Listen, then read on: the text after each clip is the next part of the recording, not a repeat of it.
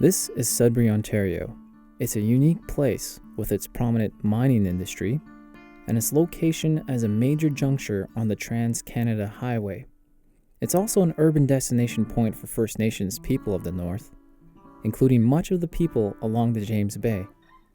In every city, town, or First Nation community, there is a story that resonates with local people. And given the right circumstances, that story can be shared. This story is about a formerly homeless person, George Stephen.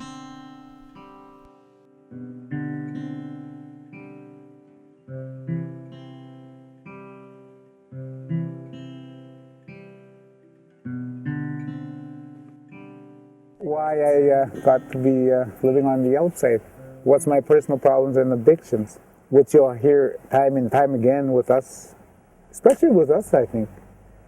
Us as in? Native population. Because I noticed that my 20 years on the streets is more and more of us Crees are on the streets. And it's not, I think it's not because of the lack of housing in the cities, it's only because of,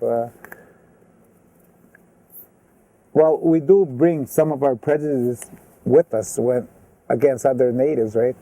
Like for me, I found myself not going to the Friendship Center when I first hit the city because I was Cree and there were Anishinaabes and they wouldn't help me anyway, right? That's what I thought. But I learned different. That's why I think I know that for a fact, that there's a lot of us Crees on the streets here in Sudbury because of that fact that they say, oh, they're not going to help us, we're Cree, you know. For 20 years, George lived with homelessness. His homelessness led him across Canada and into various parts of the United States. He utilized social services, found rest in hidden lodgings, such as bridges and camps in the city and in the bush. This is his story, his life outside as it once was, and where he is now. That's an experience. For me personally, I'm speaking as personally what I felt when I first came into this city. But where it started for me was, I think, with the churches back home. Like my reservation was mixed, split up because of the churches. England came, baptized a whole bunch of people, then left for the winter. Then England came, France came, and then baptized a whole bunch of us. And pretty soon they were like splitting the whole community in half. They had two churches, one for England and one for France. And that's how my family got split up, Fort Albany and Saskatchewan. And I think that's where it stems from, that prejudice against other natives. Even your own cousin, because they're Catholic or Anglican, you know. I think that's where it came from, our bad way of thinking. 1990 was the year that George's life changed. In his words, that was when he started his homeless career. The world can turn around 180 degrees on people due to life events. But for George, who grew up in a remote First Nation community in Northern Ontario, the many challenges and losses linked to his early experience had sent him on a difficult path. To offer a better understanding about these issues, I spoke with Dr. Emily Ferries, Professor of Indigenous Studies at the University of Sudbury. She explains the link between homelessness and First Nation peoples. Before I can actually talk about the impacts of colonization, I need to talk about what our traditional societies were like and how homes were central to the structure of families. And so traditionally, in the pre-contact era, before influence of Europeans, no one was ever homeless. Everyone had a home because our society was based on large extended families where everyone was taken care of. And in our traditional society, no one was, had more than others because everything was shared. And in some of our communities that were less influenced by European contact, some of those values are still very strong. But because of what has happened with colonization and we basically, as a race of people, have become homeless, mainly because our traditional homelands, which is now known as Canada in this area, has been all taken away from us. We don't even have legally access to any of our traditional homelands. We've basically lost our homeland. Legally, we owe 0% of our land. Even the reserves that we live on don't belong to us as First Nations people. They fall under federal jurisdiction. So if you look at it historically, all of us are homeless because we've lost our traditional homelands through colonization.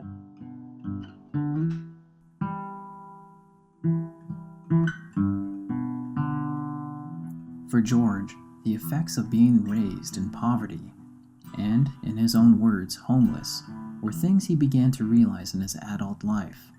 Saskatchewan and Fort Albany are First Nation communities located along the James Bay coast. This is Cree territory, and as George said, Catholics and Anglicans historically divided the community. Legally, these communities are still considered one First Nation and two separate communities.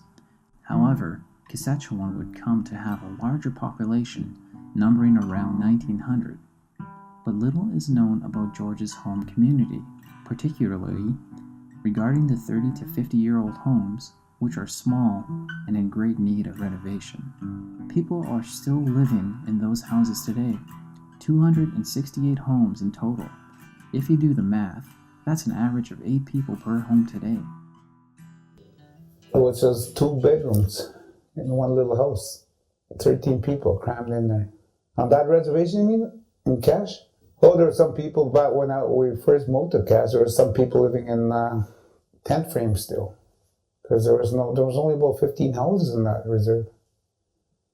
Now it takes an hour to walk right around it, eh? That's cool. That's a shitload of Indians. How colonization and oppression has left us in poverty and homelessness begins with European contact. When legislation was brought in, policies were brought in, basically our traditional social structures and our governance structures were all broken down. Even our spirituality was attacked. And what made our ancestors very strong was their society was spiritually based, that everything they did was based on the sacred laws and instructions that we received from the Creator. When we lost that, then it left our society in total disarray and dysfunction. Think of it this way. I never had a bed, let alone a bedroom in my parents' house, ever in my life. I was always that kid sleeping on the floor or on the couch if I was lucky. I always been homeless. I'm still am. I'm teeter-tottering right now sometimes, from near to homeless. From George's perspective, he felt a combination of irritation, resignation, and tolerance when he lost his belongings. But sometimes there was simply nothing he could do when faced with unfair circumstances. Well, for me, I didn't really have anything to call sentimental value or anything of any value. Pardon? Blankets, eh? Oh, that, what I did under this bridge was, I just put a couple of sleeping bags on my mattress and I hid the rest up on where nobody even knew they were there. So when it got too cold in the winter, I would go and pick up my other blankets. Because sometimes even the cops come and piss on the pillows, especially. It's not like a joke to them, I guess. I don't know. The reason why I say that is because I saw them. I caught them pissing on my mattress one time. So I wouldn't say it otherwise, you know what I mean? Public service. People and programs are located downtown Sudbury that provide services to the homeless. According to George, the main hub is the central business section in Sudbury. At the transit station, passengers are frequently boarding or exiting. It's a busy place to ask for change. Some steal, some like what they call begging on the streets, but we call it panhandling, and stemming. We call it work. And it's 24/7 being homeless. Living on the streets is a 24-hour thing. It's like sleeping with one eye open. Being homeless for George and many in his circle of friends meant that drinking was an important part of their day. George used substances to suppress his problems. Getting his drink was a daily task. So was finding a place to rest, where he could feel safe. It was in January one night. I was up in my bridge there. And suddenly I ran out with 3 of my sleeping bags, so I only had 2 in the blizzard. It got too cold anyway. I walked to the Salvation Army hostel for a minute. Not by that time, I wasn't allowed in it. And I asked that guy, can I stay there sleep on the bench for half an hour? And he said, no. You smell like alcohol, you can't come in. Go to detox. The men's detox was downtown then. So I went to men's detox. I said, George, you're not drunk enough. What are you doing this weather? Go back to your bridge. You're not drunk enough, George. You can't come in. I said, come on, I'm freezing, George. You burn a lot of bridges. Get out of here before you call the cops. Call them then. Maybe they'll give me a cell, But they didn't. They just kicked me out. So I went back to the Salian. Can I come in now? They said, I'm not drunk enough. Go ahead, call them. And they call, they said something. And they said, okay, George, go to the cop shop. Go ask for a cell there. This is like 2, 3 o'clock in the morning of a raging blizzard, man. January, I'm walking around with my blanket. But he wouldn't let me in, that guy. Because of him, 3 of my friends for sure froze to death because of him. I told him already too when I met him. It's a good thing he left that place. We don't need any more people frozen to death out there, especially mission nowadays. I don't know. Have you ever heard of a non-native freezing to death out there? I haven't. It's us natives that freeze to death for some reason. Maybe it's because there's no racism in Sudbury. Who knows? You make it sarcasm. Anyway, I ended up going to the cop shop and they said, no, George, you're a waste of space and paper. Get out of here. Go find a bank or something. So I came to this blower. I went back to the bridge at first. It was way too cold. So I came to this blower. There was not this chimney. It was just a grill was there. So I curled up there, took my shoes off, dried my socks. It's constant heat, blowing. Everything dries. It's very uncomfortable when you sleep in the ball. And you're like that for hours. You know what I mean? You can't even move when you wake up. It was still raging blizzard. But I was snoring away. George is referring to one of Sudbury's iconic landmarks. It's the Flag of Nations Bridge on Paris Street, which was inadvertently constructed in a way that offered shelter beneath it. The concrete cave under the bridge provided hidden lodging, but it wasn't a pleasant or warm place in which to find shelter during cold winter nights. The reason why I stayed there and drunk is I wanted to die. I would never worry about anything like that. I wouldn't even worry how they would kill me, as long as they did, Finish the job, which they never did anyway. So, no, I wasn't worried about that. I wanted to die. That's why I was living like that. I didn't want to live. It just accumulated for most of us. First it was this homelessness, then the addictions came, right? And homelessness kind of stick to you, it just sticks to you, like stink on shit, right? It doesn't leave after when addictions are there too. So homelessness obviously is there because there goes your rent, whatever your vice is, or whether it's drinking or drugs. That's why I stayed under there, because it's much safer for me. I wonder who was George then? This man who lived under the bridge for 2 years. This man who was called a lost cause by service providers. So I asked. When I used to be drunk out there, all I saw was red all the time. I didn't see normal colors. Red, anger, is all I saw. This angry feeling, People couldn't even look at me in the eyes. I don't know why.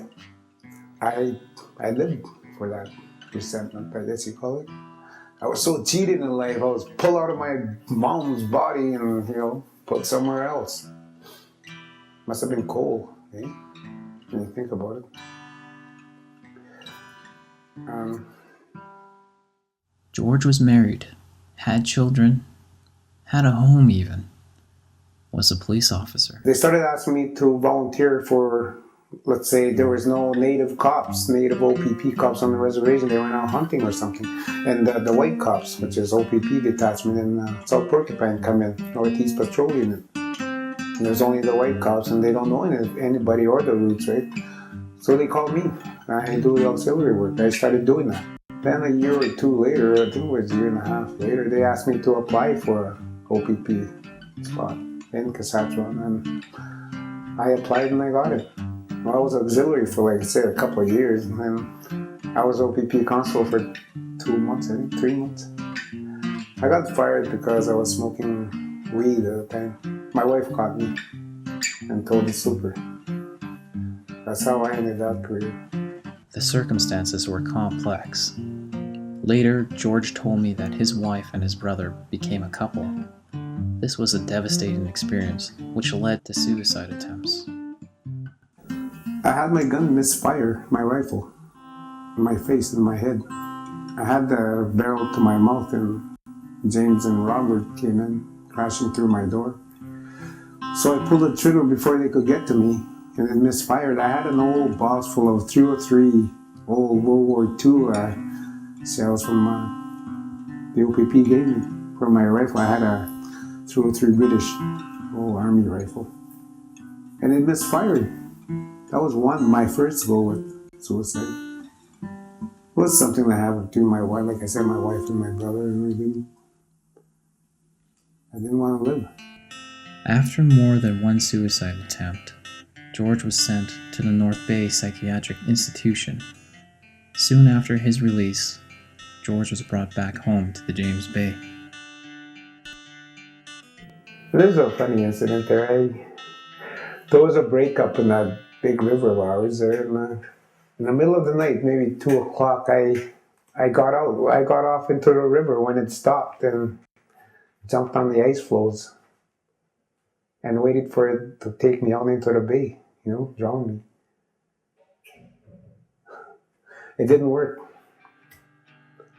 Somebody came to get me, dragged my crazy ass out of the river. And that was my brother-in-law, Alfred, there. And put me in jail and put me in a psych ward. After his release, he left the life he once built in Saskatchewan and moved on. He found a relationship soon after and brought another child into this world. Tragically, this child became ill with cancer. Yeah, I lost a daughter. She was 7 years old. So it wasn't from my wife, it was from my girlfriend. And we had a baby girl. I guess she was kind of like just born with the cancer, I don't know. But she had a lump on her chest when she was 6 months old, and the doctors told us it was okay, it was going to go away. It did. It went all over her body. She had leukemia.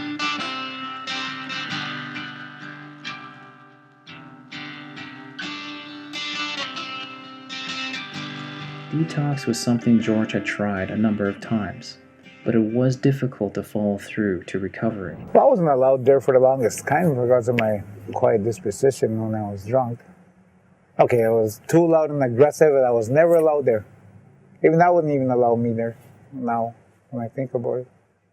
George was a client here when I started here 9 years ago, and he had been here a month. And George was an angry, very quiet, well-behaved here in the home. Anybody who knew George, we saw him on the street, we saw him drunk, we saw him sober. He came back to the house. He's been to jail. He'd show up and ask for help, and then I respect George for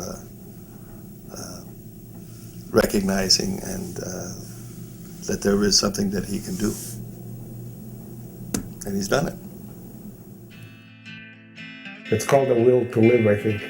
Without taking that pill for that pain, without taking that drink for that sleep. It's called the will to live. It's the same way where I got off that street. I got off that puddle, literally. I used to sleep in the puddle all the time on the streets. There's a lot of reasons for it. And I did. I got off, and that's just the way I end up looking at life now. And You have to get up yourself. Look at what I did to my life for 40 years alone. And when I went in that hole for 14 months, I went insane in there. I had 7 months of recovery too. After that 7 months of hell in one institution. So I used some tools that they gave me a long time ago in some distant recovery health. And I went in myself to find me, to find that little boy that was abused and raped. And I found him. I went to take his strap out. First thing we did was go to the roof and watch all the people go by. It was a high building. There's a lot of things about AA that helped me and saved me too. Eh? So I'd be dead if I went on drinking when I got out. I'd be dead today, according to my doctor. But I know I would have been.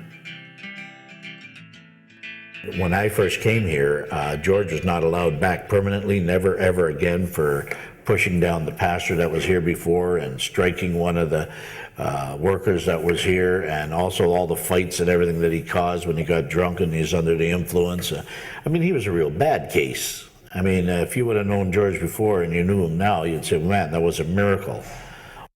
Because George was a one hard case before. And to see him like he is now, the pussycat that he is, you know, the gentle person that cares for other people, that's a miracle. Nothing. I would have been scared of me to talk to me when I think about it, you know. Because I was bad and they banned me there for life. That's just what it was. It is. I was just too aggressive, too mad. I was the one very angry person when I was there, I guess. I don't know. I did this for me. I got tired of living there. I got tired of this. I got tired of everything. That's why I got out of there. Plus, I wanted to tell about this. Living on the outside, you know. Previous years, if we're going back 100, 200 years ago, a lot of our ancestors used to have wars, and they had their fights. They had the fight with the governments. They had their fight with the redcoats, the cavalries, those kinds of fights were prominent back in those days. And our present day fight is the alcohol and drugs. So our warriors, our young men are in battle right now with the alcohol and with the drugs. And when I was referring about George, he fought that battle, and he fought it long, and he fought it hard, and he came out on top, and he won that battle against the alcohol and drugs. And that's what when we look at that, that's what a warrior is, somebody who fights the battle and wins, and he won it. So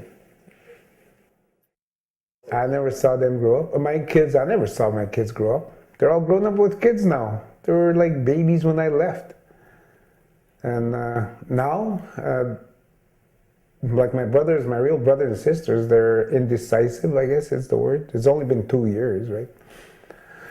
They probably think I still have something up my sleeve, you know, or I'm fooling somebody for something, but only time will tell. I don't go around preaching anybody. I'm just doing my own thing. I don't want this. It's so simple. I don't want it anymore. I like what I picked up, and I want to keep what I picked up, which is sobriety and helping people, right? We left the streets after this talk and went to a coffee house to finish it. So what's in the present for George? I believe the street people are my family. I left my real family whenever they deemed me not livable there. I guess the family I have is the street people now. So those are my family I'll be helping in my future. Family is how he refers to the homeless today, and he continues to give them support. Through his involvement as a volunteer, George often helps those who are living homeless. If you see the near homeless homes around here, they're like so, for one thing, they're what I see is they don't have health. There's a lot of health issues with all the buildings around, like mold and leaking windows. And So I think we need to get away from there and get the health people to look into some of these buildings that are like, that's the only places we can afford with OW, right? OW didn't go with the pricing of the apartments. They give us what, $500 a month, and meanwhile the one bedroom is like $700 starting. So well, that would be the only way we would be able to get affordable housing in this city, is to go to the municipal government and tell them we can't afford these houses you're giving us. The only places we can afford is what you see there on the beach, and crack houses, all what they are. So we do need a lot of geared to income housing for Canadians. We're speaking of homeless people. So they need to rely on the government first in order to rely on themselves afterwards, you know. They need that helping hand. That's probably why there's so many of us was that way of thinking, you know. Let them help themselves. How are we? We can't even get off from the friggin', you know what I mean, from the ground. So we do need a helping hand. It's like anybody else, man. What do you want to tell the service providers about the homeless and near homeless population? Because we do exist. And in order for us to get help first, we need to be acknowledged that we are here, you know? Today, George volunteers at a number of different organizations throughout this city. He still visits the streets he left behind. He goes up north from time to time to reconnect with his siblings, his children, his grandchildren. But like most of us, he uses the internet to connect faster and daily. He inspires others through his experiences as a self-proclaimed daredevil, through skydiving, jumping off bridges, being him, and lives his life to the fullest.